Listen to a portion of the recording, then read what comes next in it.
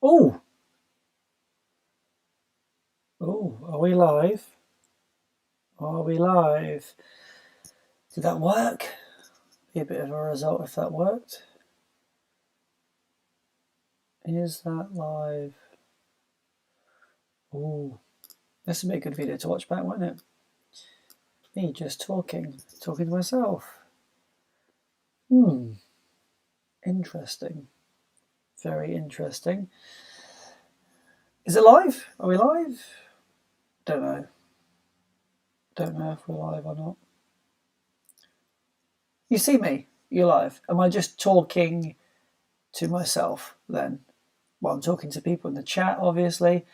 I don't know what's going on. I've got loads of stuff in front of me. I'm just clicking buttons. Bit of a shambles, wasn't it? That was a complete nightmare. But there we go. Can you actually hear me? If you can hear me, then I can get started. And yeah, it's North Face, North Face. So cool. All right, we made it. Sorry about that. That was a disaster. Last time I did my live stream, it was for my NHS marathon indoors, and I just click go, just click live, and away I went. But this time, it seems that they've made it more difficult, which is a bit of a pain.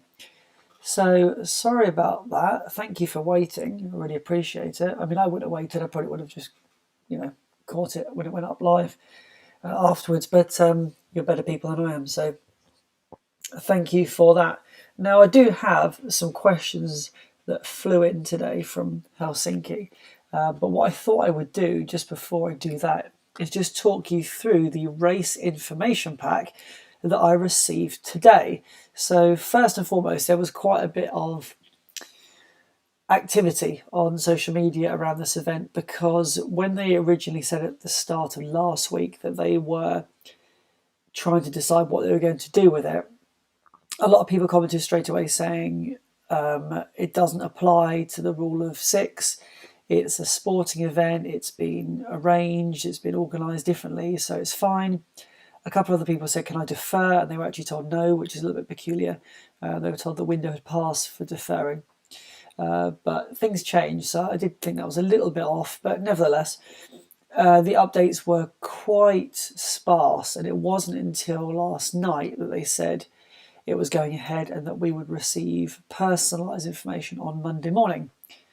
And then what they went ahead and did was send an email this morning. So it's a little bit all over the shop, but no worries because I've got the information pack here. I'm just going to read through a few bits and pieces that may be of interest to anybody who's got races coming up.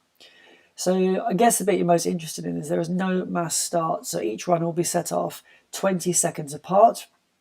We will be given a registration time as of Monday morning and a race number. Weirdly, we have to collect everything on the day, but they don't want you to turn up with lots of people. They don't want you to take any form of transport to get there. So they don't want you parking really nearby, although there is parking on offer. That bit's a little bit odd. If they just sent everything out in the post ahead of time, and I appreciate we've had some issues recently, it would mean that people could just turn up 5-10 minutes before their race start and just shoot off. But we have to collect on the day. And the kit list has come through, mandatory kit list.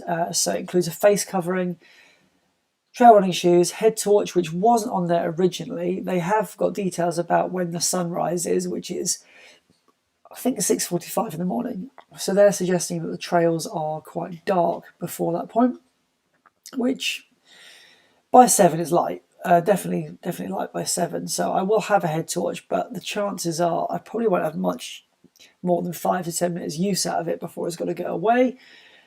They've upped, as I mentioned recently in a video, that you have to carry a litre of water with you. That was slightly less, but I think they want you to be more self-sufficient at the aid stations. There's actually no information in this pack about aid stations, by the way, which is quite helpful because I hoped it would include what might be on offer on the tables, but that's not there. Space blanket, charge mobile phone, the emergency mobile number, which you have to have when you're recently dialed, a whistle to attract attention, which is on my vest anyway, an additional layer as the weather changes quickly in the hills. The weather is due to be, I think, around about mid to low 20s next Saturday and sunny. So I don't think it's going to change that much. It's just going to get hotter the longer I'm out there. So what I wear in the morning will probably be the most that I wear throughout the day, because I'll only be taking layers off rather than putting layers on. As I mentioned before, there's actually a cut-off time, which also isn't noted in this pack, but there is a cut-off time, and you have to get to certain stations by certain points, otherwise they just pull you off. I'm not sure about that. Pull you off the course. Good job. Is that past Watershed? No, 650. Ooh. Dangerous joke there. Medical pack, plasters and pain relief. But I've got one of these things here that's kind of full of everything. So I need to go through and just decide what is worth taking, what isn't worth taking. I've added to it and I've taken some bits out of it, but otherwise it's one of those sort of 120 piece kits, which is probably more for hiking and mountaineering. But I got that at the very start a whole year ago, because I just thought if I'm out there by myself, I should probably have everything I need to keep myself alive and well. So that's the case there. There are no bag drops whatsoever. So what you carry with you is what you will have on race day. Hey, now we've just had a new member enter the chat who will also be, fingers crossed, there on race day participating in the same event. So that's pretty cool. They now have the official GPX route up, which you have to have a map with you. They had originally said you need a paper copy of the map, but I've got my watch, so I just load the GPX file on there, and there's also a PDF available on my phone should I need it. I am indeed the running ambulance. Just call me Florence. I will be there to support people. That'd be my excuse for walking. Oh, somebody's fallen. I'll just carefully trot over there and take 5-10 minutes to catch my breath while I insist that they take some sort of medication from my huge pack. Now, aid stations, this is how it's split up. First aid station, 7.5 kilometres in. Second one, 20 kilometres in.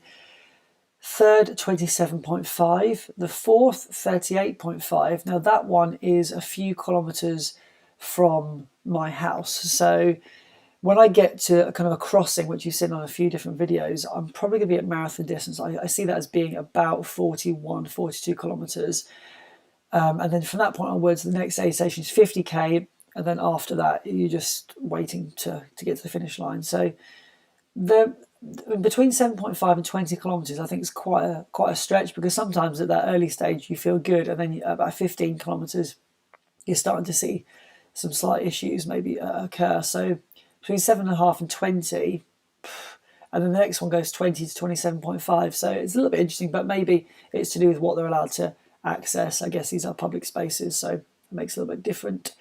Let's have a quick scan down to make sure I've included everything here. I think after that, just a reminder, there are half marathon runners and marathon runners running exactly the same route on the same day. They are starting at a different time, but nevertheless, they will be doing the same route. So it's likely that for the slower ultra runners, you're going to come into contact with a few more people than some of the fast guys. A little reminder again that the first place winner in 2019 did it in just over 4 hours. That's 60 kilometres, 40 miles in just over 4 hours, which is pretty sensational. So it's quite amazing, really. That won't beat me this year. There are some really nice sites and landmarks, and what I like about the PDF file they've sent over is they do include a little bit of history about what you'll see on your route, assuming you're not crying or in a tree or in the woods just regretting your decision to take part.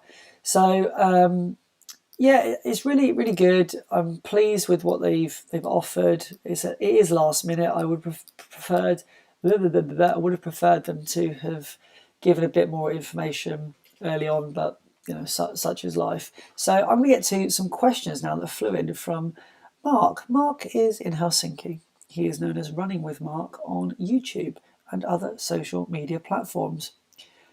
Question number 1. What will be the first thing I eat when I finish a run?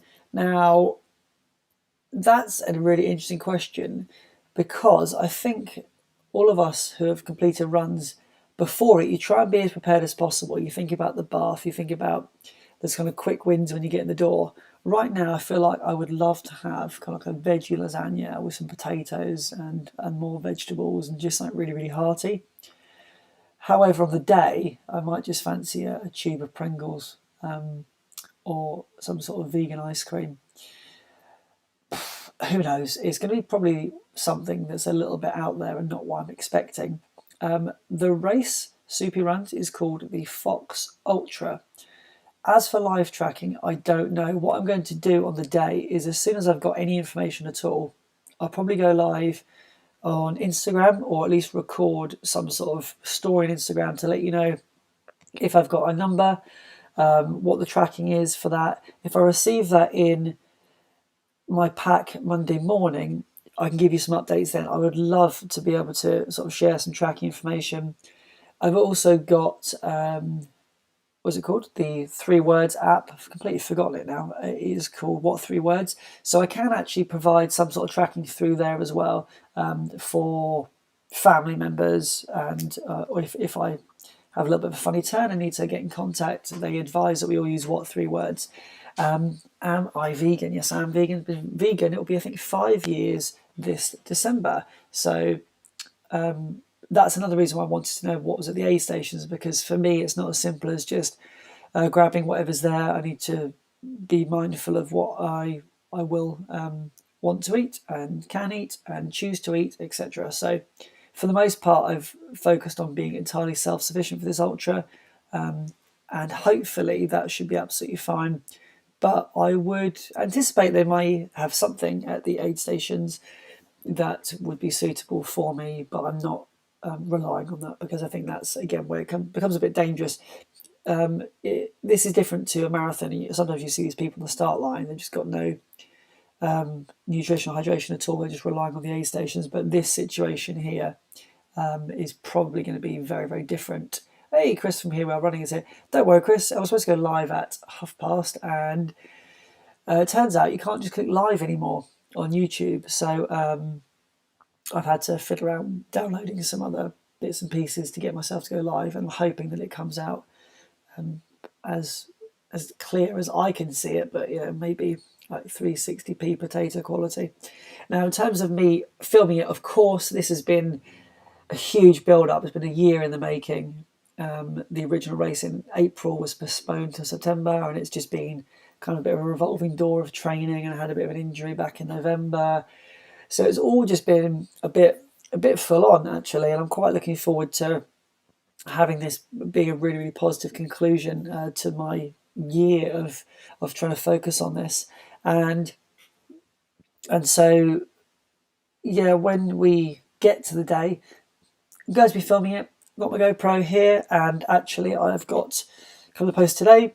Got 2 batteries now, because the second battery I had, I put in my race vest about 3 or 4 weeks ago, and I completely thought it was there, and I put it through the wash, and I didn't trust that it would come out in a good state, so I threw that and had to order a new one. So I will be recording everything the day, and then I'll be reducing it down to hopefully a friendly amount of time.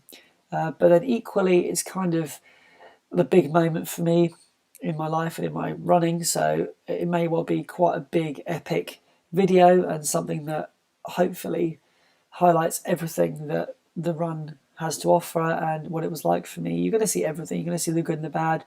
If I reduce to tears, I've reduced to crawling, you're going to see that, because I'm transparent, and I'm under no illusion. This is a massive, massive, massive ask for me, and I already know going into it, I'm going to go for the approach of running for as much as I can, and for as far as I can, and for as long as I can, and then be really focused on then doing some sensible kind of hiking, jogging, walking. I had thought of a few different plans of maybe like running 5K and then doing a little bit of jogging and walking for a few minutes and then starting up again. But that might work okay early on, but we all know what it's like when you get into a marathon. You start walking around about 35K, you're not going to be that excited to start up again. So the main focus is just get across the finish line. what's going to hurt me in this ultra. I think the biggest thing I'm up against is up here, actually. The body has been feeling really, really good recently. I had a funny little niggle appear in my arch of my foot after a 5K last week. So I haven't run since, which is fine. I'm just going to kind of rest. But I have returned back to work. I've been wearing formal shoes. I've been on my feet a whole lot more.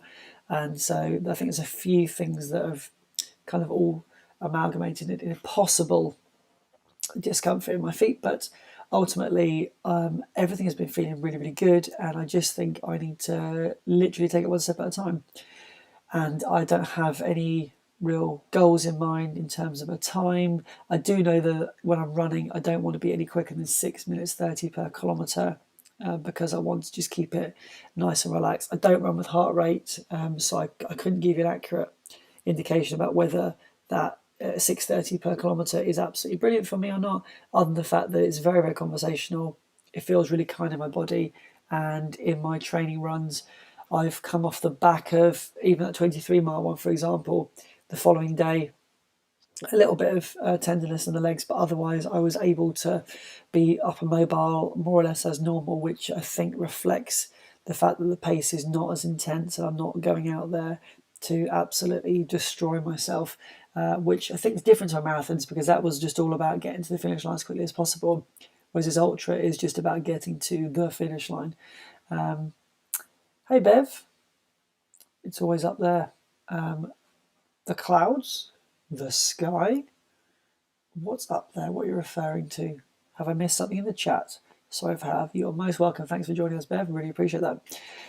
Now, there's a little question here as well. Thank you, Mark, for these questions. If you've got any questions, throw them in the chat, and I am more than happy to answer them. Like I said, I'll be really transparent with you and honest, because that's what this is all about. I'm not hiding anything. I'm not a professional runner. I'm just giving this a go. So my girlfriend and other family members, actually, will they be supporting me? And what we've decided, or what I've decided on their behalf, is that the location that's nearest to my home, which is close to marathon distance, I just said if they can kind of base themselves there, because that's the point where I'm going to be most probably troubled in my mind about continuing, simply because it's so close to my house, that crossover point. And I think if they're there, that'd just be a nice little boost just to keep going. Of course, I'm going to keep going, but you just don't want to have any real roadblocks in the way or anything that makes you even consider the idea of just turning left instead of running straight on. So actually, my girlfriend the other day announced that she did have a camera. Check out this, called a vlog camera here. This is a Canon PowerShot. Yeah, so this is a really, really cool camera. And I just said what would be really cool, I keep saying cool, but it is cool. I love cameras, and that's just great. Is on the day when she drops me off in the morning, she'll just take some shots of what it looks like at the start of the race, and me just kind of getting ready and me getting focused. And then she'll be at the point I just mentioned, and she'll do some little bit of footage there.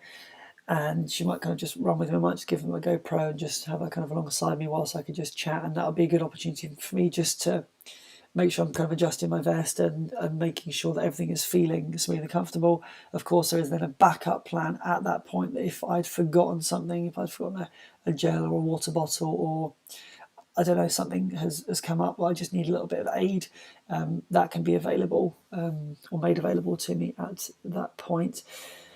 So yeah, I'll be carrying the GoPro throughout. A little bit of filming there from my girlfriend and from family.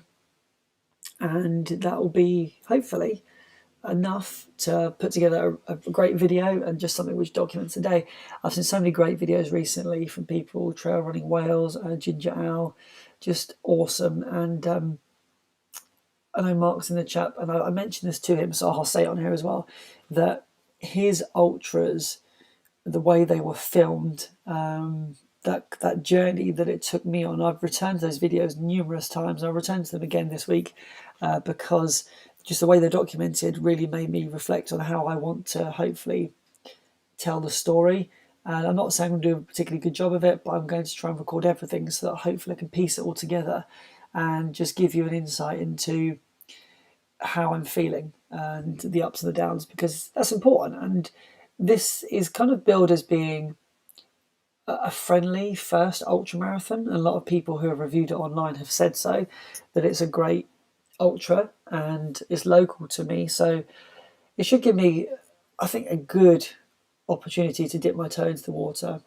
And yeah, there might be something on the horizon in 2021. So I do need to do this race and tick the box and feel what it's like to race at this distance, so that if the plans all come off in 2021, the next race that I do should be more comfortable, shall we say. But I will announce details of my 2021 decision after the race. Who doesn't love training over that Christmas period? We all do. Yeah, if you have any questions, feel free to just throw them in the chat, because I'm just sort of talking now and kind of maybe waffling on. But some other information that might be of use to you: I'm going to be using the Hoka ATR Challenger 5s, one of my favourite shoes. I'm still not absolutely certain that I will use my newer ones of those. The training shoes are so comfortable, and even though the new ones are comfortable, I just feel like maybe I haven't quite bedded them in enough. And if it's a case of my head being more certain and more positive, putting the other pair of shoes on, then I will do that instead. And actually, I know people will say, well, the 40 miles, adding 40 miles to a pair of shoes. I would have run 40 miles had I not been ill anyway. For that week, was it 2 weeks ago? Had I not been ill for that week, I would have put 40 miles into those shoes anyway. So I don't have any issue with doing that on race day. Of course, they don't look as cool as with the new socks, because the new socks, of course, this kind of peppermint, teal, greeny blue, which go amazingly well with my new shoes. But hey ho, sometimes you have to focus on comfort rather than just looking good in a race photo. That's another thing as well. The race photos in previous years have been absolutely sensational. They run through a really cool field. The only thing that's a problem is that field is normally, I think, kind of like waist or higher in these amazing crops, and there aren't any crops now. It's just a farmer's field. So I don't know if they'll be taking photos in the same location, or whether they might choose something a little bit more picturesque. But of course, I'll try my best to look cheerful in them. And hopefully it'll be like when you're at the fairground or at a theme park and it says, "Camera coming up, remember to smile." And I can just do one of these. Or I could do something similar, but I'll probably be like this. I don't know, I'll have to see. Either way, they are free apparently, which is a nice little bonus, isn't it? I'm trying to think what else I can share with you about the Ultra. I think overall, in terms of my training, I've been really pleased with how it's gone. I've had some comments previously about, have I done enough mileage on my long runs? Am I ready? Haven't enough mileage on long runs? Probably not. Some more back-to-backs would have been good, but I was just treading a fine line between not overtraining and doing enough to where I was testing the equipment, testing the pace, and kind of leaving it there. So yeah, I know that I've watched other runners more recently who have got their ultras, and they did back-to-back 20 milers. I'm not fit enough for that. I'm kind of focused on the thought that I have got one good effort at 40 miles in me, and I will just do my very best to achieve that distance. I think the idea of me running 30 miles in a training run was probably a little bit pie in the sky, and I probably wouldn't have done it. Hey, that running guy, how are you doing? Thank you for checking in. Really appreciate you stopping by this evening. I know it's a Saturday night, and there's probably some incredible TV on. What's happened with TV? Has it just not gone downhill? I'm sure when I was younger there was really good Saturday night TV on, and now I just don't watch TV. I've got one, don't watch it though. How do people enter the race? That's a really good question. There was a figure recently of how many people, because they said, but I think it's probably for all three distances, 400, maybe slightly more, but I don't know what it is for the Ultra, because the Ultra, when they originally announced it, was the smallest field. or maybe the ultra relay was the smallest field, followed by the ultra distance, and then I think the one that was sold out first was the half.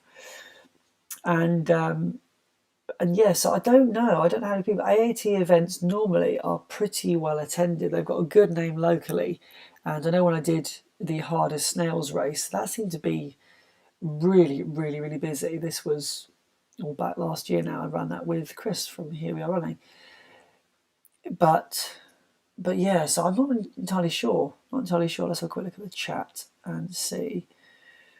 The other good thing I will say about the course, having run it now, running all sections of it, but not in one go, is that it's pretty well spaced out. There are quite a few single tracks, but I would have thought that because you've got good visibility up ahead. Oh, who's that? That'll probably be an endorsement deal from Hoka. Quickly wanted to just get in on the action, when I lift the trophy on race day. But you know what? No, you had your opportunity back when I had 200 subscribers, and you said no, and that's fine. What do you think is the best thing that you've done differently? Do you know? Okay, so I think about this a lot, which is a bit mad, but I genuinely have this thought a lot. I'm really pleased that I just relaxed in this training block. I just took each run as an enjoyable experience. I thought about each run ahead of time. I figured out the routes. I had no pressure on myself. I sorted out my pacing. I got comfortable with the idea of walking, and I treated this whole thing as a journey and something that I was going to make myself proud by completing. And no part of it was a chore. It was always enjoyable to be able to go out for a run, and none of it felt difficult in terms of having to convince myself to go out. And I think certainly my second marathon training that I did, I absolutely love that block of training, but there were some days where I knew I had to go out, and I know for a fact that some of those training sessions weren't all that fun for me. I just knew that I had to do them. And then because of that, on race day, I had so much pressure on myself, and I was so focused on getting this sub 4 that when I got to 20 miles and it was really, really windy and the conditions were against me, mentally I just wasn't really in a very sound place, because I was just too focused on, if it's not 4 hours you failed, if it's not 4 hours you failed. And in the end I just messed up for myself. Whereas this time round, I just had a great time. And you're right, Susie, I've been really, really happy. I think I'm just very content as well with life and everything that I've put into place to make sure I've got a good balance of everything. And I just feel really comfortable in myself as well. And yeah, I'm confident in my ability to be able to do the job on the day. And I think it really helps that, I've had these injuries in the past, and I've been a lot more mindful, and I've been more aware that, you do need to take care of yourself. I didn't used to foam roll and do all of that stuff. I just figured I could wing it. And strangely, in my first marathon training block, I didn't have any issues, and I was running really fast. I was able to run really fast, quite comfortably. And then, of course, sure enough, I stepped off a curb and did my knee in, which is a problem. But I overcame that, and I think this training block has just allowed me to reflect and be really mindful and just enjoy the opportunity to get out there. And the weather's been pretty decent as well, which is great. What got me into ultras? Well, I mentioned it previously. I watched Mark's videos, and I just thought that seems really, really cool. I was watching some stuff that Harry Runs did when he did really, really well in, I nearly said IMDb, but he doesn't have a profile like that. UTMB. Was it that? Yeah, UTMB. I was just so blown away by what he did. And I also thought to myself, you know what? I've got a choice here. I can either focus on being a really, really fast runner, or be a runner that kind of goes for distance and I get to explore more of a landscape. And I found that a lot of the marathons, at least that I've seen, that I was going to enter, were not that exciting visually. And I just thought this would be a good opportunity for me just to see the environment. And also it was local, which forced me to find new routes which I didn't know about before. So I watched those videos. I was really, really inspired by them. I also wanted to sort of a next challenge. Now, bear in mind, when I booked it in September of last year with a view to do it in April of this year, and then with a further view to do maybe a marathon, the Thames Meander Marathon in August, which was a marathon I did second time around last year. So the idea was do the ultra in April, train some more, and have another crack at the Thames Meander Marathon. But of course, things shifted, and that didn't happen. But yeah, so I loved seeing what people were doing, and I thought if I can just dip my toe in the water, I'd give myself a flavour of whether I'm any good at it or not. Because it might be that this is my calling, and equally it might be, you know what, you are a 10k runner, deal with it, and that's me for the rest of the time. How long have you been running, and how long did it take you? So I started running April 2018, the same day that I started my first video. So I filmed my first video and started my YouTube channel. So April 2018. And yeah, and I ran without getting injured probably until November of last year.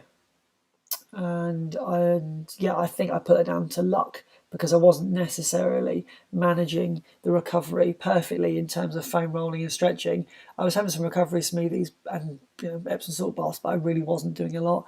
So I pushed my luck, and in the end, it come back to bite me. But sometimes you need that as a bit of a realization that you are human, which is cool. Andy Forrest runner said that watching TV makes him really angry. Yeah, it's hard not to become angered by some of the people on the box. But there we go.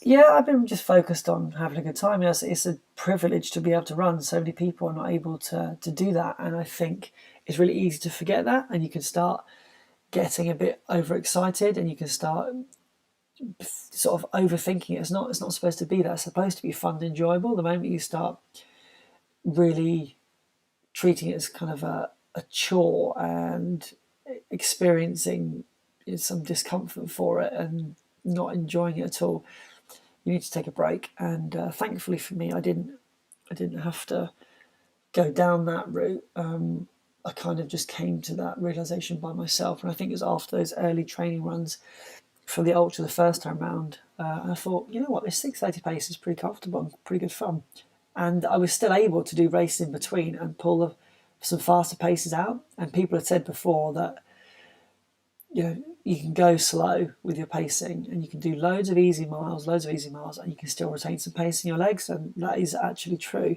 And I look forward to doing some shorter distances as a little treat, maybe kind of over the next few months. So that'll be good.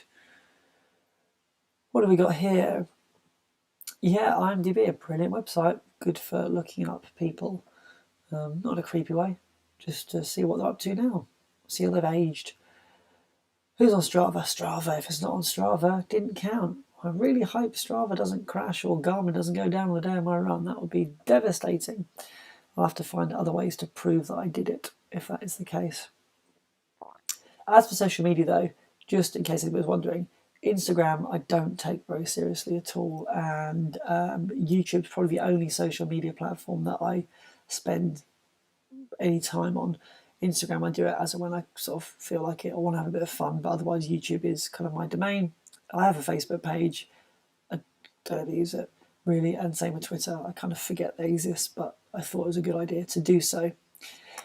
Everybody else is doing it. Do I still do recovery smoothies? Yes, I do. I use Tailwind Recovery, and I put that with some blueberries and blueberries, bananas. I used to do turmeric, but I don't do that anymore. Black pepper, I used to do that combo. But otherwise, I don't have a recovery smoothie, and that tends to be really, really positive.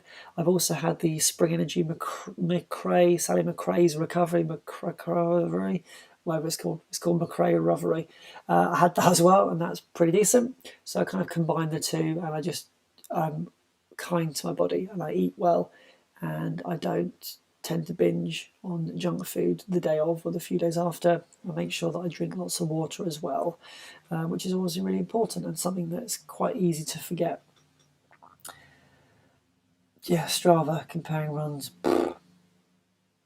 It's nice to see. Like, I'm always supportive of other people. It's quite cool when you find people locally who've discovered a new route, but other than that, I don't tend to compare myself to anybody else because I don't have the same legs. I did ask Andy Frosty Run if I could borrow his legs once, but as yet they are still on his body. So one day maybe. Saturday Night TV hasn't been the same since they stopped showing the A-Team, Knight Rider, Airwolf and Baywatch. Baywatch? What's Baywatch?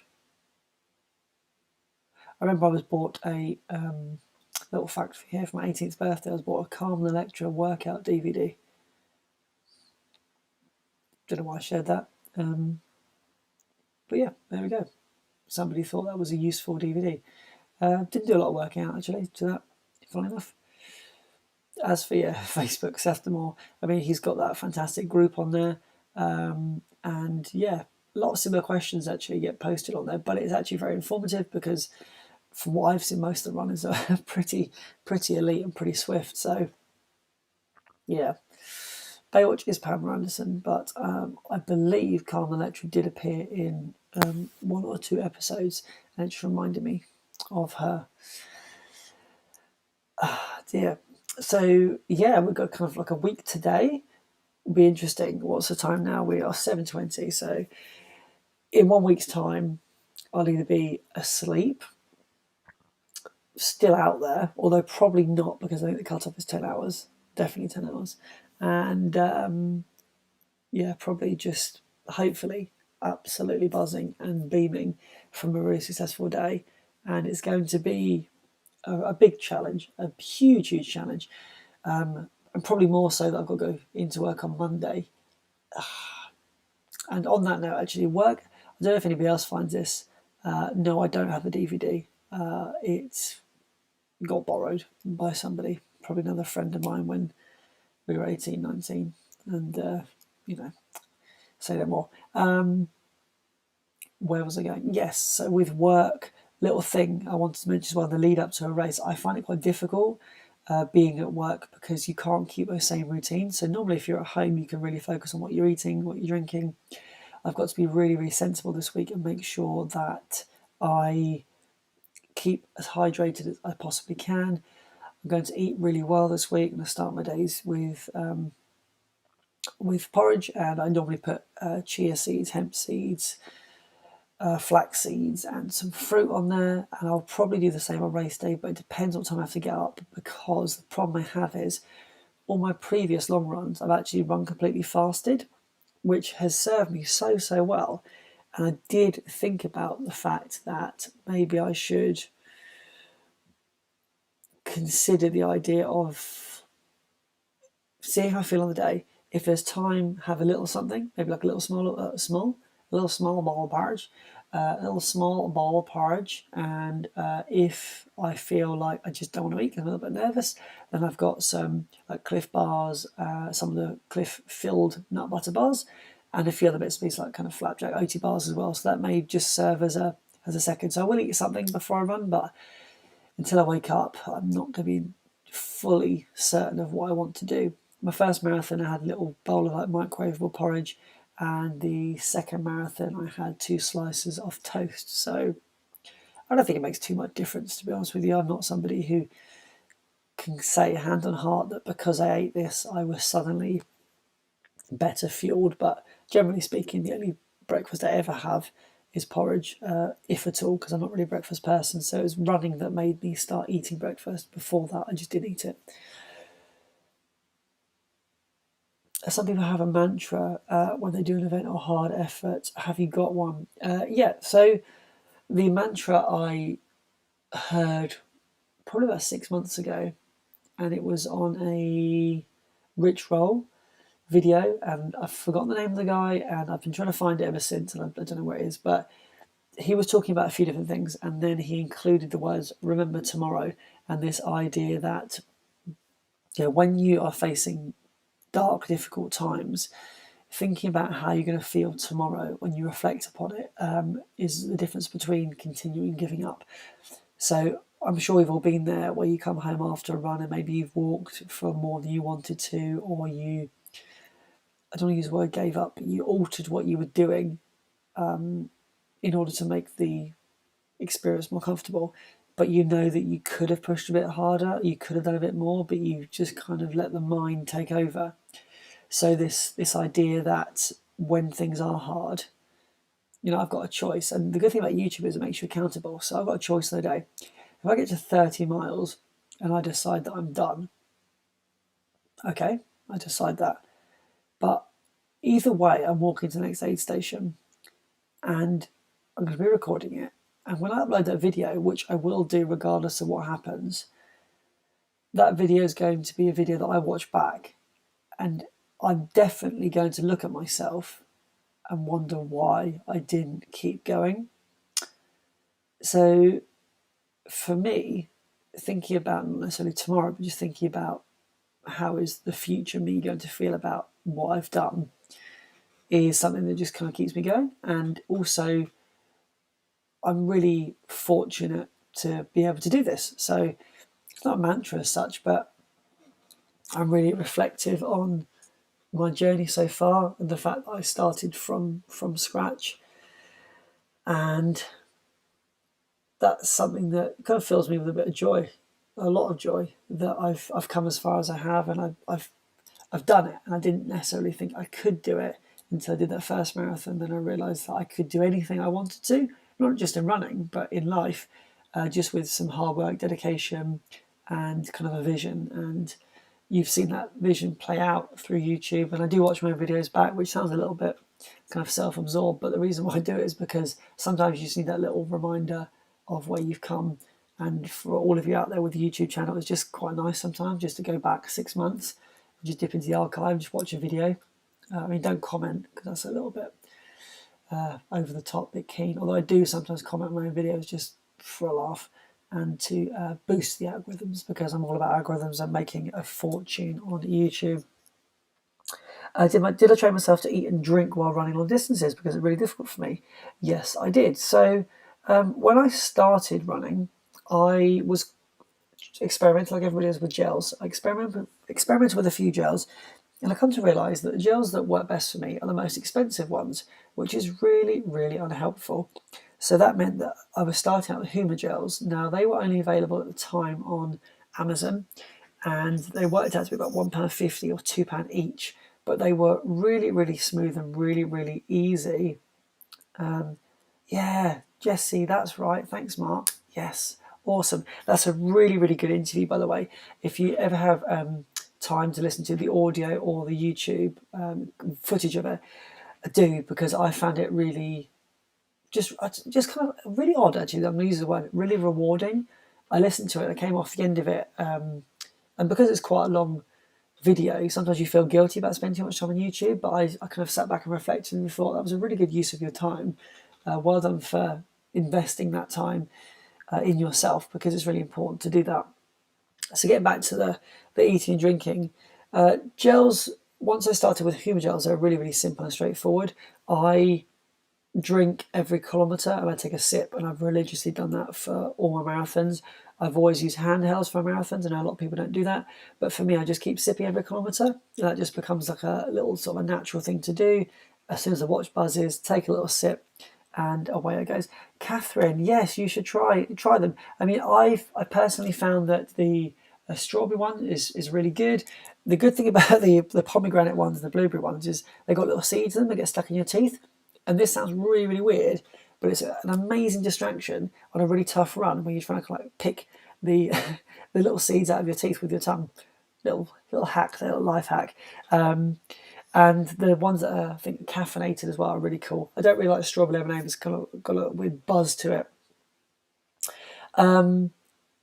So in terms of the water, every kilometre, and then what I've been using more recently is solely Spring Energy gels.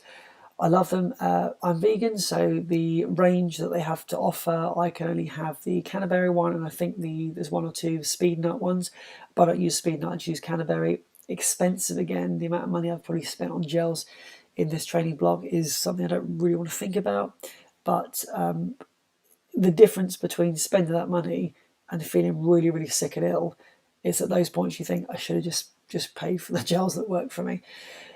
I've started eating more solid foods on my run. So I experimented with Cliff bars, I experimented with Trek bars, I experimented with little Graze boxes, which are all really simple to carry.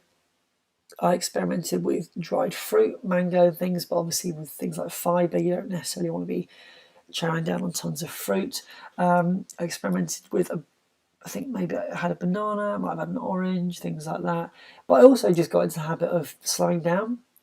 I tried to kind of run and eat and run and eat, and then I just thought, if you're eating something a little bit more solid, why not just walk for a bit, wash it down with some water, just chill, take a little breather, and then get started again. So I've just been experimenting really probably for the last year, and I've really haven't had any issues. I'm really fortunate like that. The only times, yeah, I've had to sort of maybe double check whether it was sensible or not is when I took a pastry, took a vegan pastry, and I thought that's quite a good idea. I think I want that, and it was just a complete disaster. But other than that, I'm just planning for the ultra to stick with kind of those solid foods I just mentioned, and I'm also going to have a bag of. I did a video on it. It's like country fried potatoes, little cube potatoes. I'm going to make them a little bit more salty than I would do normally, but they'll be done the night before, the morning of. And then I can just carry them with me. And because they're little cubes, they're kind of a little bit mushy, so you can just eat them as you go. And it's not like a hard boiled potato. So that's my plan. So I can get a little bit something a bit salty and some real carbs. Like I said, I don't really know what's going to happen at the aid station, so I can't rely on those. I don't want to have a massive sugar hit throughout the time I'm running, but I didn't really want to take a packet of crisps with me either. That just seemed a bit of a weird thing to do. You've experimented with honey lately and brioche bread, yeah. I can see how brioche bread would be really nice. I'm not a bagel person, some people like bagels. I've got some great nut butters. The pip and nut, the blueberry muffin is a really nice one, but they're so moreish and it's very sweet as well. And like you say, Catherine, great point. I just try and have a little bit of something as I'm going along, and that stops me from thinking, oh no, 10k, I now need to drink a litre and eat a load of food. I just keep sipping as I go along. And my idea with the aid stations is that when I get to the 27.5 one, at that point I'll probably be refilling my Tailwinds. So the way it's going to work is my vest, I have 2 Tailwind bottles here, and I am taking a handheld. Now the handheld is going to have water in it, but probably not 500 ml of water, probably about 300. And that's because I've swapped out the Ultimate Direction bottle for the Camelback bottles. The Camelback bottles go in the Ultimate Direction clutch handheld, but it all collapses down. So because the bottle is not quite suited to that clutch handheld sort of facility, let's call it, all posh word there, it's going to carry less water in, but I'm just going to have it to hand. So I've got my 2 Tailwinds, I've got my water bottle, and then when I get to the following aid station, if I decide I want to have a little switch up, I can do that. And it also means I've got a 3rd Camelback bottle, which will go into my vest as well. So that is my plan. And I just think, okay, I'm carrying a bit more on the day, but I would rather just be able to control how much I drink. And if it's going to be a day that gets up to, let's say, mid-20s, today was quite warm, but if it gets up to 23, let's say, and we're running, you're going to experience temperatures probably between 6 and 10 degrees hotter than that in your body. So I would prefer to just have an abundance of liquid and just drink as and when I need to, but not feel like I need to be really stringent with how much I need to take because I'm going to run out. That's the worst thing. And I actually ran out one of my training runs. It was quite a warm day. I took 2 bottles and I used them and it wasn't enough. So I got to 20 miles and I was at the end cutting it quite fine between being probably dehydrated had I gone any further. That's the run that I followed GPX, and it was wrong. Almonds, dates, and dried apricots. Yes, well done, Bev. Yeah, good point. I have got a little trail mix bag, and it has got like vegan dark chocolate, some raisins, and some nuts in it, which is really handy. And I've also got a bag of cashew nuts, salted cashew nuts. So all of those things I'll probably just put in little food bags, little food parcels, and they'll be there if I want them. I'd rather have it and not use it than not have it and want it. I'm going to try rice syrup mixed with honey. Okay, fair enough. Rice syrup, interesting. Yeah, I'm not really into, as I say, not into, I'm not clued up enough on maybe the different ratios. I like to keep things simple, tried and tested. Nothing new on race day. I did get some today when I went into town because I had to just get a few bits and pieces. I did get some salt tabs. Never used them before. If it's a case of just chucking one in a bottle of water, I'll do that. But otherwise, I'm not trying anything new on race day. That's another reason why I don't want to be tempted by the aid stations to have and go, oh, that looks nice. I fancy a cake. And then realise that was the biggest mistake I could have made. But yeah, so that's kind of the overview, I suppose. What we've been on 49 minutes. Tell you what we'll do. I really appreciate you stopping by tonight, and I know it's Saturday and people are busy, so let's just have another couple of minutes, and then we'll draw it to a close. Of course, if you want to ask any questions, feel free to do now. If you want to ask anything privately, feel free to message me on Instagram. I will let you know via Instagram probably. I might not do another YouTube video this week. Oh, I will do actually, that's a lie. I'll do a YouTube video of me packing my vest.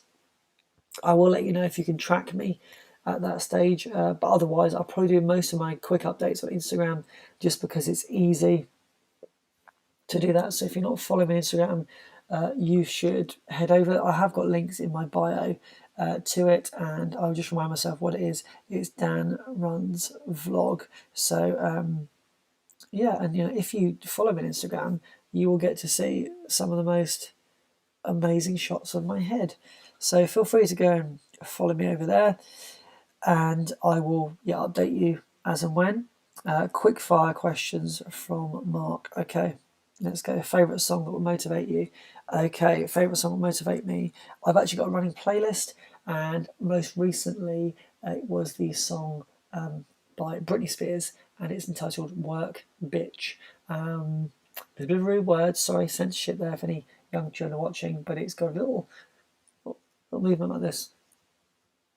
So that song there. Super runs. I will catch you later. Brown and white bread. I actually ideally like a granary, like a seeded bread, which would be really quite cool. That's my preference. White bread only from the bakery, a nice kind of soft tiger loaf. Yeah, running songs are interesting. I've got a running playlist on Spotify, but I would only let myself listen to that at 20-mile mark in each marathon, and for my ultra, only from 30 miles on will I allow myself to do that. Thank you, Catherine. I really appreciate you stopping by. I'm hoping to have a really, really good time. And like I said, I really appreciate your support during this time. It is quite fantastic to see the amount of people that have just jumped on board this journey and have been so kind and generous with their contributions and thoughtful with all their words. So I do truly appreciate that, as always. I would love to hopefully as well on the day record some of me dancing, or maybe you might see or hear me singing. So thank you all. Sorry again for the little mess up at the start. Who knew that you had to download other stuff to go live? But I will catch up with you all soon. It truly means the world that you came on this evening, and if you're watching this after the event, you have made it to 53 minutes, which is pretty crazy, and you should write the word courgette in the comments below if you made it this far. So it proves to me that you didn't just click and comment. Stronger Than Yesterday, great song. Also, bit of Bonnie Tyler, Holding Out for a Hero. Okay, with that said, Bonnie Tyler, turn around. I will see you soon.